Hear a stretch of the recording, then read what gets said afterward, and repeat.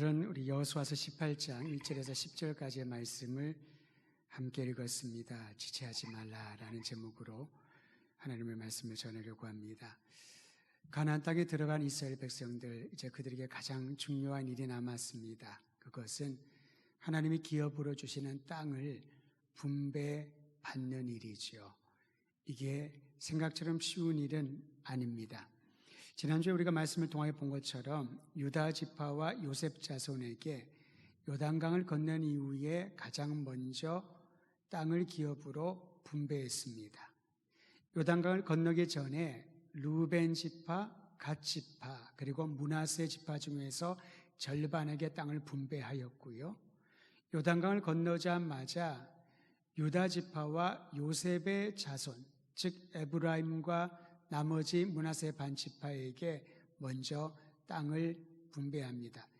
여러분, 이 땅 분배의 순서는 참 중요하다고 할 수 있습니다. 왜냐하면 서열에 따라서, 재능에 따라서, 그들의 공헌도에 따라서 땅을 분배하는 순서를 정한 것이 아니라 이 또한 하나님의 섭리 가운데 이루어진 일이라는 것이지요. 유다 지파와 요셉 자손에게 먼저 기업을 분배해 주었을 때 그 일은 요단강을 건너자마자 길갈이라고 하는 마을에서 시작을 했습니다. 길갈에서 유다와 요셉의 자손들에게 땅을 분배한 것이지요. 그런데 이제 그 길갈에 머물던 이스라엘 백성들이 실로라고 하는 장소로 이동을 하게 됩니다.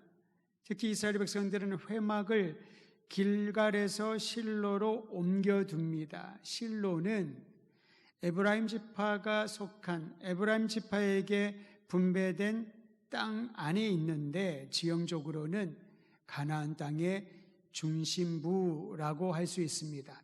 우리나라 한반도를 전체를 보면은 지금의 서울 또 수도권 그 지역이 되겠지요. 실로에서 이제 회막을 두고 나머지 지역을 7지파에게 분배하는 것을 사명으로 남겨두고 있는 것입니다. 회막은 무엇입니까? 이스라엘 백성들의 신앙과 삶의 중심입니다.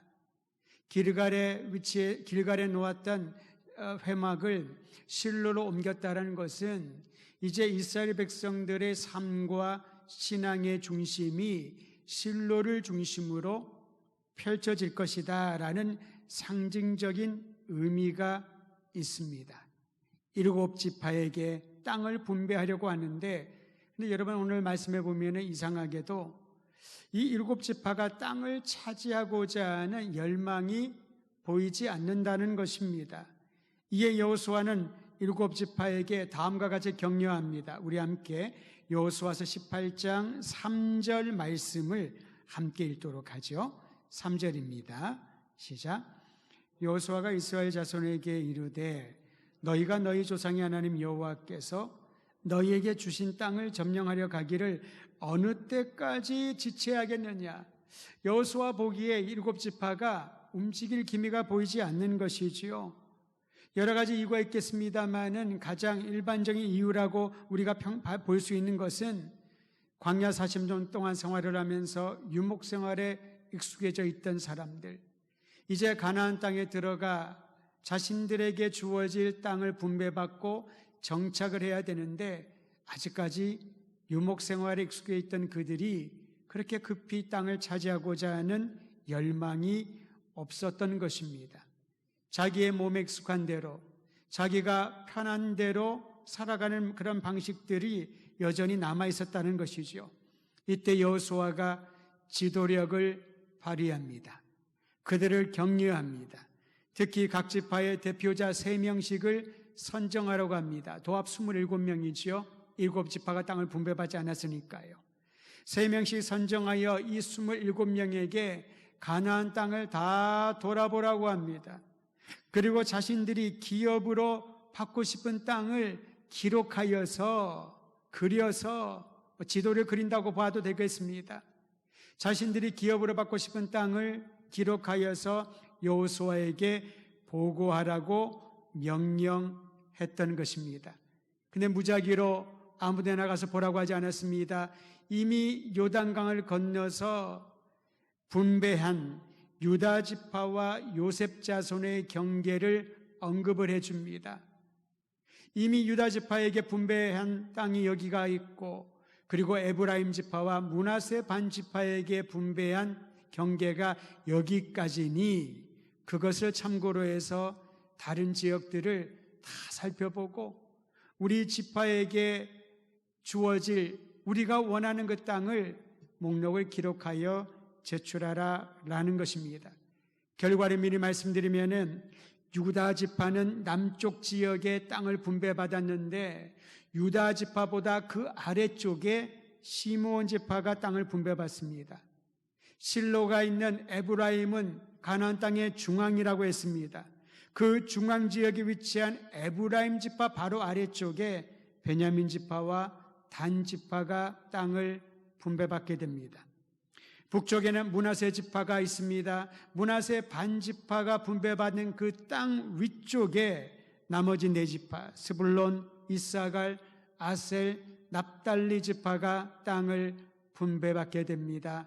어떠한 논쟁이나 다툼이나 어떠한 갈등도 없이 그들이 땅을 분배받게 되는 것이지요. 여러분, 우리가 살아가면서 외적인 적들이 있을 때는 내부의 힘이 강하게 결속됩니다. 우리의 공동적이 있을 때는 힘을 모은다는 거지요. 외부의 적을 격파한 이후에 더 심각한 문제는 내부 안에서의 갈등과 다툼과 분쟁이 한편으로는 외부의 적보다는 더 심각한 문제를 야기할 수 있는 것입니다. 가나안 땅에 진입을 하면서 여리고를 격파하고 아이성을 격파하고 가나안 땅 6 부족들을 하나씩 쫓아내면서 아낙 자손까지도 쫓아내면서 승승장구했을 것입니다. 이제 그들의 힘이 미력했을 때 땅을 분배하려고 그 시점에 이스라엘 백성들 사이에 충분히 갈등과 다툼과 분열이 생길 수 있을 것인데 그 결과를 보면 하나님께서 어떤 문제를 야기하지 않고 먼저 유다와 요셉의 자손들에게 땅을 분배한 이후에 남쪽과 중앙지역과 그리고 북쪽 지역의 모든 땅 분배를 은혜롭게 평화롭게 마친 것을 보게 됩니다. 다시 한번 여호수아가 7 지파에게 명한 내용을 살펴보도록 하겠습니다. 여호수아는 각 지파에게 자신들이 받을 땅에 대한 기대감을 가지라고 말합니다. 요청을 합니다. 하나님이 주실 것에 대한 내적인 동기나 열정이 식어지면 아무리 좋은 것을 얻을지라도 감사함이 없을 것입니다. 여러분, 우리가 기도하는 이 축복이 무엇일까요? 내 안에 하나님이 주실 것에 대한 열망을 불태우는 것입니다. 내 안에 하나님이 행하실 일에 대한 기대감을 갖게 하는 것이 바로 기도의 초점인 것이지요. 7 지파에게는 이러한 기대감이 필요했습니다. 안주하거나 지체하거나 지금 현실에 만족하지 말고 하나님이 그들에게 주시고자 하는 기업에 대한 간절한 열망과 꿈을 가지라고 도전했던 것이지요. 꿈을 꾸고 갈망하는 마음을 가지는 것은 참으로 중요합니다. 땅의 지도를 그려보고 그 목록을 하나씩 적는 것도 참으로 중요합니다. 오늘 이 밤에 이 말씀을 듣는 모든 성도 여러분, 하나님 앞에 각자의 소원을 아뢰십시오. 그 기도의 제목을 목록을 만들어 쓰십시오. 그리고 간절한 마음으로 기도하십시오. 하나님이 행하실 일에 대한 기대감을 가질 수 있도록 마음 가운데 뜨거운 열망의 불이 일어나기를 주의 이름으로 축원드립니다. 그리고 두 번째, 여호수아가 7 지파에게 명한 내용을 보면 그들이 꿈꾸고 원하는 땅의 목록을 써서 여호수아에게 제출을 하겠으나 그대로 다 되는 것이 아니라 이 모든 것을 하나님 앞에서 제비 뽑을 것이다라고 알려줍니다. 땅을 분배하는 동일한 방식입니다. 여러분, 우리가 지난번에 함께 말씀을 통하여 들었던 것처럼 제비를 뽑는다, 즉 하나님 앞에서 제비를 뽑는다는 이 말은 모든 것이 하나님의 뜻에 의해서 이루어진다라는 말입니다. 우리가 생각하는 요행을 바라는 제비 뽑기가 아닙니다. 운이 좋으면은 좋은 땅을, 넓은 지역을 얻게 되고, 운이 나쁘면은 사람들이 원치 않은 땅을 억지로 떠맡기는 그러한 것이 아니라는 거지요. 구약에서, 특히 성경에서 말하는 제비 뽑기는 하나님의 뜻이 이루어지는 것을 모든 백성들이 현장에서 목도하고 인정하는 참으로 중요한 영적인 행위인 것입니다. 내가 원하는 것을 선착순으로 재능이나 능력이나 또 그들의 역량에 따라서 땅을 분배한 것이 아니었습니다. 간절한 마음, 열망을 갖되 이 모든 것을 응답하시고 공급해 주시는 분은 오직 하나님뿐이라는 사실을 그들이 땅 분배하는 사건을 통하여 배우게 하셨던 것입니다. 우리가 하나님의 자녀라면, 주님의 백성이라면 나의 판단이나 선택보다 더 중요한 하나님의 뜻이 어디에 있는지를 분별하는, 그리고 순종하는 마음을 가져야 할 것입니다. 하나님의 뜻을 분별하는 것, 순응하고 행동하는 것, 이것이 가장 중요한 일이지요. 하나님의 뜻을 분별하게 되면은 지체하지 않고 행동으로 옮길 수 있는 사람이 주님이 기뻐하시는 주의 백성인 줄을 믿고, 여러분은 우리의 생애의 남은 일생이 하나님의 뜻에 부합하여 주님의 뜻에 순응하는 순종의 사람이 되기를 주의 이름으로 축원드립니다. 가나안 땅을 차지한 것은 하나님께서 약속하신 그 약속에 대한 성취입니다. 여러분, 아브라함에게 주신 약속을 기억하시지요? 아브라함에게 주신 그 약속을 그가 믿음으로 하나님이 지시하는 방향을 향하여 출발할 수 있었던 것입니다. 사실 아브라함에게는 처음 가는 길이었습니다. 단 한 번도 해보지 아니했던 일들을 그는 경험해야만 했습니다. 하나님이 약속의 아들을 주겠다고 하셨지만은 그 약속을 받은 것이 75세였고 이제 이후로 그의 나이는 자꾸만 들어가는데 아무런 조짐이 보이지 않습니다. 인간적인 생각으로 그는 자신의 판단을 따라서 여종에게서 아들을 낳기도 합니다. 얻기도 합니다. 그러나 하나님의 뜻은 여전히 사인이 보이지 않습니다. 처음 가는 길, 처음 경험하는 일, 그리고 그에게 있어서는 모든 것이 낯섰지만은 아브라함이 참으로 중요한 인물로 우리에게 기억되는 것은 하나님의 말씀에 지체하지 않고 순종했던 믿음 때문인 것입니다. 믿음은 순종을 통하여 확증됩니다.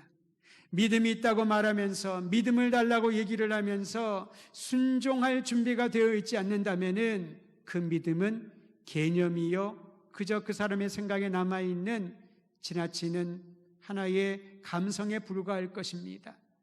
사랑하는 성도 여러분, 아브라함이 하나님의 말씀을 믿음에, 그 믿음을 보시고 하나님이 아브라함을 의롭다 칭해 주셨듯이 모든 것이 새로운 일, 처음 가는 길이라 할지라도 하나님 한 분만을 신뢰하고 그분을 믿는 이들에게 의로우신 하나님의 놀라운 역사가 나타나게 될 것입니다.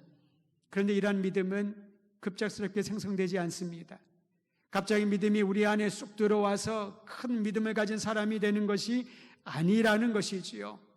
아브라함이 하나님의 부르심을 받고 약속을 받은 이후에 그 또한 몇 번의 실수와 오판을 하였지만은 이 과정을 통하여 그의 믿음이 단계가 올라가게 됩니다. 하나님을 더 깊이 알아가게 됩니다. 믿음이 성장하고 성숙해지는 은혜를 경험하게 되는 것이지요. 우리가 신앙생활하는 것도 바로 그러합니다. 믿음의 완성을 향하여 믿음의 주님이시요 우리에게 영원한 행복을 주시는 예수 그리스도만 바라보며 나아갈 때 주님이 주시는 놀라운 은혜로 믿음이 더 강해지고 더 굳건해지고 더 성숙해지는 역사를 경험하게 될 것입니다. 그런 의미에서 광야 40년도 믿음을 강건하게 하시는 하나님의 훈련이었던 것이지요. 먹을 것이 없을 때 하나님의 만나와 메추라기를 주십니다. 근데 만나와 메추라기를 주시기까지 한 달의 시간이 기다림의 시간이었습니다. 출애굽한 이후에 한 달 동안 하나님은 어떤 먹을 것도 공급해 주지 않았습니다. 기다리고 참고 인내하다 견디지 못했던 이스라엘 백성들이 하나님께 원망하고 모세에게 대들려고 했을 때에 주님께서 그들에게 저녁에는 메추라기를, 아침에는 만나를 공급해 주지 않습니까? 그것을 출발로 40년 동안 단 한 번도 만나와 메추라기를 멈추신 적이 없었습니다. 다만 가나안 땅의 첫 곡식을 그들이 먹기 시작했을 때 40년 동안 빠지지 않고 공급해 주셨던 만나가 멈추게 되지요. 이 40년의 시간은 분명히 믿음을 훈련시키는 연단의 시간이었던 것입니다. 홍해를 건넌 부모 세대와는 달리 광야에서 태어난 이들은 모든 것이 간접 경험처럼 느껴졌을 것입니다. 출애굽에 대한 이야기도 들었고 홍해가 갈라지는 얘기도 들었고 애굽의 군사들이 홍해에 수장되는 사건도 그들은 들었을 것입니다. 그러나 그것은 그들의 직접적인 경험은 아니었습니다. 그럼에도 불구하고 광야 세대는 광야 생활을 통하여 믿음의 훈련을 받고 이제 요단강을 통과하며 그들의 선조였던 아브라함에게 주셨던 약속이 비로소 자신들에 대해 성취되는 것을 맛보게 되었던 것이지요. 믿음의 역사는 이처럼 진행형인 것입니다. 믿음의 역사는 한 세대만 복으로 임하고 그 다음 세대는 그쳐지는 것이 아니라는 겁니다. 하나님이 주시는 이 믿음은 주님의 은혜가 날마다 끊임없이 대대손손 흘러넘칠 수 있도록 받아들이는 거룩한 통로가 되는 것이지요. 그러면 오늘 밤에 사랑하는 성도 여러분, 우리에게 지체하지 않고 하나님의 말씀에 순응할 수 있는 믿음의 믿음을 더하여 달라고 간절히 기도하는 밤이 되기를 소망하는 것입니다. 매 순간마다 하나님이 함께 하셨고 그들을 인도하셨고 그리고 기업을 땅으로 주기를 원하셨고 또한 주셨기에 이 모든 약속이 성취되는 현장을 경험할 수 있었던 것입니다. 우리를 위하여 오신 구주 예수 그리스도, 그분의 이름을 믿는 자들에게 모든 열방이, 민족이, 우리의 사랑하는 모든 이들이 하나님의 자녀가 되는 특권을 주셨다라는 이 약속의 말씀을 붙들고 그 말씀대로 살아가기를 결정하며 움직이는 이들에게 하나님의 생명의 역사가 사랑하는 성도들의 인생 가운데 펼쳐지게 될 줄 믿으시기를 바랍니다. 하나님의 말씀을 들으면, 주님의 뜻이 분별되면 지체하지 말고 미루지 말고 그 자리에서 일어나 움직일 수 있는 순종의 사람이 될 때 주님이 예비하신 아름다운 것들을 마음껏 누리게 될 줄 믿으시기를 바랍니다.